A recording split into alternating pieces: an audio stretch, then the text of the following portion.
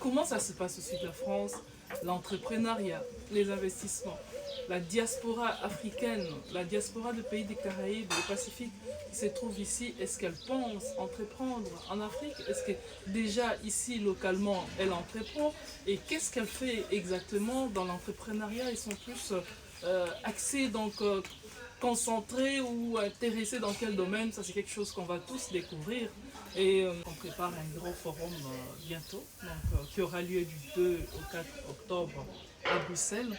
Et avant ce forum, le 23 août, on organise une session préparatoire, une session d'infos et un drink pour lancer ces grands forums qui est axé sur les investissements, l'import-export, les commerces internationaux. Dans quel secteur on veut investir, premièrement.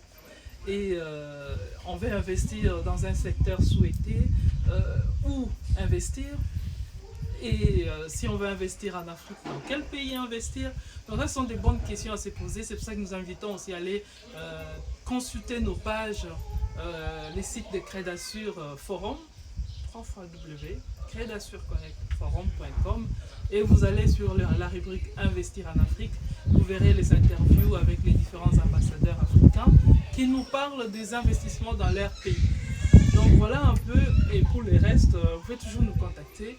On pourra vous donner des informations, des bases pour vous aider, vous orienter à investir dans votre pays de choix en Afrique et un secteur qu'on pourrait aussi vous conseiller. Mais le plus important, n'oubliez pas les grands rendez-vous du 23 août pour les drinks de lancement de notre grand forum qui aura lieu du 2 au 4 octobre à Bruxelles, et vous aurez l'opportunité de rencontrer plusieurs investisseurs, plusieurs entreprises venant de plusieurs pays d'Afrique, plusieurs diasporas donc, africaines de l'Europe qui viendront pour des connexions nord-sud et pouvoir s'élancer, s'orienter, décider d'avoir des partenariats avec les entreprises qui seront. Yob, bonjour Madame Linda. Bonjour. Nous sommes au sud de la France, je ne sais pas dans quelle ville, nous ne sommes pas loin de Montpellier, ça c'est sûr. Oui, on n'est pas loin de Montpellier, on est à Saint-Brézéry. Bienvenue chez nous, hein, ça fait longtemps. Hein. Ah oui, c'est un plaisir. Ouais. Donc, Bienvenue au sud. Ouais, c'est vraiment une... J'étais aussi en vacances au sud de la France, donc on en a profité pour essayer de voir un peu tous les coins parce que c'est pas tous les jours qu'on vient au sud, surtout que c'est loin. Et à chaque fois, j'en profite quand j'arrive quelque part. Ce sont des vacances, bien sûr, mais essayer de donner 1% des montants pour associer avec ma vie entrepreneuriale. Ouais. Alors, je sais que vous êtes tous professionnels dans des secteurs différents. Ouais. Et toi, Yob, tu es encore dans quoi? Je sais que Dans l'informatique. Dans l'informatique. Je suis dans l'informatique, je suis responsable commercial dans un grand groupe IT. Oui. Voilà, quoi. Et les études que tu as faites en Hollande, aux Pays-Bas, c'était dans le domaine informatique ou... Non, c'était dans le management. Donc j'ai fait un bachelor en business, en international business and management study. Et après j'ai fait un executive MBA en management. Par le fait que tu travailles, donc voilà, tu travailles dans le secteur informatique, mais à part ça, est-ce que tu as des ambitions donc au niveau entrepreneuriat? Oui. Bon, déjà bon, juste pour clarifier les choses, donc évidemment les grosses multinationales qui sont dans le monde informatique ont différents types de métiers. Je suis pas un geek, je code pas, donc je suis dans le secteur commercial, donc c'est vraiment large. Mais oui, je pense qu'on a toujours un peu cette fibre de dire qu'il faut premièrement se diversifier et deuxièmement penser aussi à faire divers types d'investissements, que ce soit en Afrique, que ce soit ici, parce qu'on vit ici. Donc voilà, donc il y a toujours un peu cette fibre entrepreneuriale qui vit toujours à l'intérieur de nous. Ok, mais tu t'es déjà lancé ou Là, pour les investissements ici, évidemment, on essaye d'investir dans l'immobilier principalement, mais aussi dans les marchés financiers. Ok. Il y a différents types d'investissements, hein, donc je pense que la clé derrière pour toute personne qui souhaite préparer, que ce soit sa retraite ou qui souhaite avoir des sources de revenus complémentaires, il faut se diversifier. Donc différents types d'investissements, que ce soit dans l'immobilier, que ce soit dans les marchés financiers, avec différents types de supports, ou que ce soit purement dans l'entrepreneuriat, c'est-à-dire investir, ramener des nouvelles technologies, créer des startups. Il y a différents types d'activités qu'on peut essayer de jumeler avec une activité principale qu'on a, quoi. Intéressant. La pierre, c'est vraiment un investissement sûr, mais il y a plusieurs formes d'investissement. Et pour les investissements dans les marchés financiers, je pourrais donner quelques pistes donc, pour orienter aussi les autres, parce que tous on pense oui c'est l'immobilier, mais il y a autre aussi formes d'investissement. Oui, non, dans les marchés financiers, c'est simplement prendre des actions, c'est-à-dire acheter une petite partie des entreprises qui ont pignon sur eux et qui sont dans les marchés financiers, ça c'est une des choses. Où il y a simplement prendre des groupements d'actions, qu'on appelle des ETF, qui sont des groupements d'actions, c'est un peu un ensemble d'actions de plusieurs entreprises qui fait en sorte qu'on puisse acquérir une partie de cette société avec un risque minime. C'est-à-dire que vu que c'est un gros, c'est plusieurs entreprises, le risque est minimisé. Ou prendre simplement des actions, donc des parts dans des entreprises qui sont des entreprises en devenir, qui ont besoin de financement, donc qui vont mettre des actions sur le marché, ou des entreprises qui ont pignon sur eux, mais simplement se focaliser sur un secteur d'activité principal. Oui, c'est intéressant, mais le problème aussi au niveau, moi ça c'est l'expérience que j'ai eue en Afrique surtout, et même aussi c'est la mentalité, les gens ne veulent pas ouvrir leur capital aux autres, ou soit les investisseurs ne veulent pas investir dans des actions, prendre une part dans une société, mais pourtant moi je trouve que c'est quelque chose qui est très courant ici, d'avoir une entrée. C'est vraiment intéressant, mais je pense qu'on a besoin de sensibiliser, sensibiliser un peu plus pour que les gens apprennent à ouvrir leur capital et que les investisseurs aussi apprennent à investir dans les capitales de l'entreprise. Donc c'est une façon aussi de mitiger son risque et de diversifier aussi les risques. Exactement, je pense qu'il faut toujours penser diversifier. Il faut aussi penser, donner les coups de pouce aux entreprises. Je pense pour l'Afrique, je ne maîtrise pas très bien le marché financier africain. C'est plus les marchés financiers européens et aussi américains sur lesquels on investit. Mais je pense que c'est plus de la confiance, c'est-à-dire avoir confiance aux entreprises. La plupart des grosses entreprises actuellement dans le monde ont des actions et ont des millions et des millions d'actionnaires. Donc s'ils le font, pourquoi pas le faire aussi en Afrique? Oui, c'est ça, parce que là, par exemple, ça va faire bientôt 8 mois que j'ai lancé comment je vais dire, un réseau de business angels. Donc le but c'est de donner un boost aux startups africaines et on leur permet de faire des pitchs, on les accompagne pour monter un business plan, comprendre leur business et pouvoir les pitcher auprès des investisseurs qui investissent, qui prennent une part, deux, trois, tu vois. Mais le plus important c'est que moi j'essaie de faire pour protéger ces startups pour qu'elles restent propriétaires de leur entreprise. Les investisseurs ne peuvent pas investir à plus de 30% dans ces entreprises-là. Je pense qu'ils peuvent aller jusqu'à 49%. Du moment qu'ils gardent la majorité de l'entreprise, ça veut dire qu'ils gardent toujours un pouvoir de décision. Je pense que c'est hyper important. Et c'est hyper important d'investir et on verra comment on va accompagner aussi ces entreprises. Mais c'est super important de pouvoir donner la possibilité de ramener des capitaux pour pouvoir contribuer un peu à la créativité. C'est ça. Contribuer aussi à une certaine émancipation d'une classe. Donc voilà, c'est intéressant parce que si on reste sur le sujet, c'est une masterclass comme je viens de te dire. Oui, donc, on va parler, il y a beaucoup à dire, il y a beaucoup à faire, mais je pense le fait qu'ensemble, les Africains, la diaspora, on devient tous presque conscients.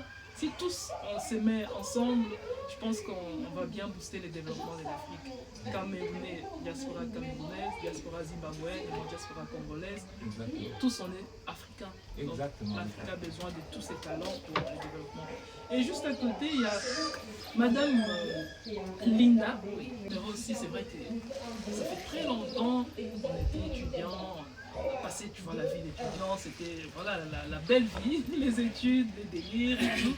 Et aujourd'hui, on est chacun quelque part.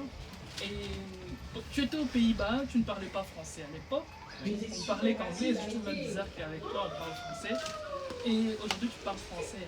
Et j'aimerais savoir, déjà tu as quitté les Pays-Bas, tu es au sud de la France, qu'est-ce que tu fais ici au sud de la France? C'est vrai que tu es mais toi ça. Oui, donc moi je suis aussi dans l'informatique. Je travaille dans une boîte américaine qui fait de l'informatique. Et je suis ingénieur tech support. Donc j'accompagne des professionnels qui utilisent nos produits quand ils ont des problèmes techniques.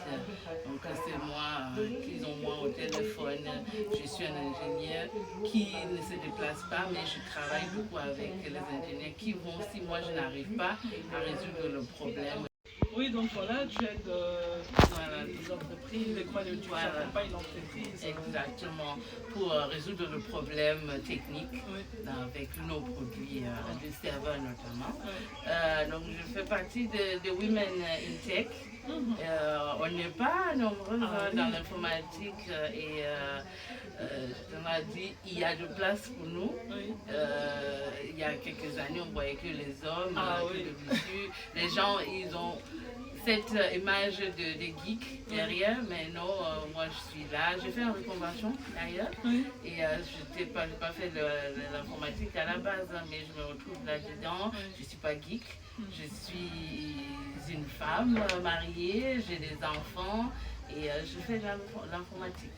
Intéressant, c'est vrai qu'il y a quelques années, il y a des métiers qui étaient réservés aux hommes, la femme ne pouvait pas faire. Déjà, on a vraiment fort évolué, nous les femmes. Donc, à la base, la femme ne pouvait rien faire, la femme était là pour être à la maison, s'occuper des enfants. Et il y a des gens qui pensaient que, voilà, étant femme, on ne peut pas travailler, étant femme, on ne peut pas assumer des grandes responsabilités. Et heureusement que les choses ont évolué positivement. Aujourd'hui, nous femmes, on peut faire plusieurs choses, on peut occuper des postes à responsabilité, on peut en même temps bien élever ses enfants et bien s'occuper de son mari. Donc ça n'empêche pas la femme de faire tout ça et en même temps jouer son rôle au foyer. Donc Women in Tech, donc c'est vrai que niveau informatique, c'était le métier. C'est vrai qu'aujourd'hui, même aujourd'hui, il n'y a pas encore beaucoup de femmes qui sont dans l'informatique, mais ce qui est bien que ça évolue positivement et voir que tu as fait une reconversion. Je sais que tu as fait International Business and Management. Donc voilà, tu t'es reconverti dans le domaine informatique, ça c'est une très bonne chose. Mais à part ça, donc ici, donc au sud de la France, est-ce qu'il y a, là où tu travailles, il y a beaucoup d'Africains? Non, je dirais que non, il y a quelques-unes, hein, mais pas beaucoup. On reçoit beaucoup de jeunes qui viennent pour faire des stages, mais au final, ils quittent le sud parce que aussi, le sud, c'est une région qui a aussi ses challenges au niveau de l'emploi, au niveau du salaire. C'est pas comme le nord ou Paris. Donc ça, c'est peut-être pour cela qu'on n'est pas aussi nombreux que ça. Mais oui, il y a des Africains dans notre entreprise, il y a des jeunes, il y a des vieux aussi qui sont là depuis une quinzaine d'années dans la même société. Et il y a des possibilités, il y a des opportunités. Sinon, je ne serais pas entrée, hein, mais il faut oser, il faut y aller. Après, moi j'aimerais juste dire, notamment aux jeunes, hein, que c'est pas parce que tu fais des études, peut-être dans l'hôtellerie, que tu es obligé de rester dans l'hôtellerie. Les études, c'est vraiment pour faire un développement personnel aussi, hein, pour ouvrir les idées, l'esprit. Et puis après, tu peux toujours te reconvertir, aller dans d'autres directions et changer plus tard. Et dans la ville, vous avez beaucoup d'Africains ici? Oui, il y a beaucoup d'Africains. Nous, on est à côté de Montpellier. Donc à Montpellier, il y a beaucoup d'Africaines. Et on parle par exemple de l'entrepreneuriat. Il y a beaucoup d'Africaines dans les restaurations. Je dois dire quand même qu'à Montpellier, on a eu une très grande start-up dans le monde médical qui a été créée par un Béninois, franco-béninois. et maintenant qui a été revendu et qui avait une décapitalisation énorme en dizaines, je pense centaines de millions de dollars. Je pense que, évidemment, ça c'est un exemple, c'est vraiment une niche. Mais l'entrepreneuriat, en fait, dans le monde, dans la diaspora, se diversifie. Dans le sud, c'est vrai, comme on épouse, oui, il faut diversifier, comme Linda l'a dit. Oui, il y a beaucoup plus dans le monde de la restauration, mais il y a aussi, que ce soit dans l'immobilier, que ce soit dans des métiers d'indépendants, où on retrouve beaucoup, on commence à retrouver la nouvelle génération issue de la diaspora qui commence à s'implanter et à développer des business. Donc, je pense qu'il y a encore du chemin à faire. Mais est-ce que vous pensez que c'est possible d'arriver à mettre en place ce genre de réseaux ici, dans toute oui. Voilà, la diaspora qui entreprend, avoir ces réseaux-là pour avoir créé d'assure au sud de la France, oui. avec tous ces professionnels? Je pense que tout ce qui concerne l'investissement, tout ce qui concerne je veux dire, tout ce qui est start-up ou bien l'investissement ici ou en Afrique, dans le monde de la diaspora, il y a un marché à prendre.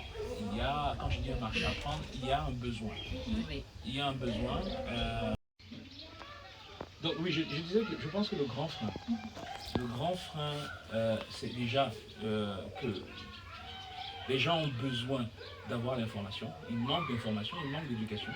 Je pense qu'il y a une opportunité pour avoir un tel réseau qui va pouvoir offrir un panel de personnes qui ont de l'expérience, dans différents domaines d'activité ou secteurs d'activité et qui pourront venir coacher, qui pourront venir guider ces gens qui ont envie d'entreprendre. Je pense que l'entrepreneuriat dans son fond, c'est quelque chose que tout le monde peut vouloir faire. Mais il faut être accompagné, il faut être guidé, il faut s'éduquer, il faut prendre le risque. Et je pense que dans la diaspora, je pense qu'on n'a pas qu'on ait un problème de risque, de vouloir prendre des risques, mais c'est vraiment tout ce qui est l'accompagnement autour qui manque. Donc, d'où l'opportunité que tu peux apporter. Parfait. Et Linda, vu que voilà, on n'est pas qu'avec la communauté, la diaspora africaine francophone, nous avons aussi les anglophones. À la base, toi tu es anglophone, est-ce que tu pourrais dire, can you say something for the diaspora? Yeah, which kind of, do you think that the diaspora have to invest in Africa? Definitely. I think that the future is in Africa. Here you can invest, it's secure. For most people that's what they're looking for, security. But if you don't risk it, you can't make it. So I think that there's a huge possibility and opportunity to invest in Africa. There are so many ideas, so many sectors, possibilities are endless. And people should try to invest. I mean, we've already taken the risk of coming here. We are talking about the. Thank you, Christian Yob. So I'm counting on you, and I'm sure that it's possible. Just saying that you are from Cameroon, you are from Zimbabwe, and you are together. So I'm from Congo. All of us are coming from different countries in Africa, and it's possible to make such nice work here in the south, and you have the base for that. You can help also to do sensibilization and to collect the data for all diaspora who are living here, and so to give also some education, financial education, so that everybody can know in which sector can I invest and which risk should I take. Thank you very much. And it was really a pleasure for me to see you again after so long time, and now we are discussing other matters. That is that's the beauty of that. Thank you for coming. It was a pleasure. Yeah. Hopefully we'll see you again soon. Yeah, very soon. As Kedasir is also now in the south. Perfect, that sounds good. Merci Alain. Merci à vous. Pour l'accueil aussi. C'est un plaisir. Ok, on va prendre la route.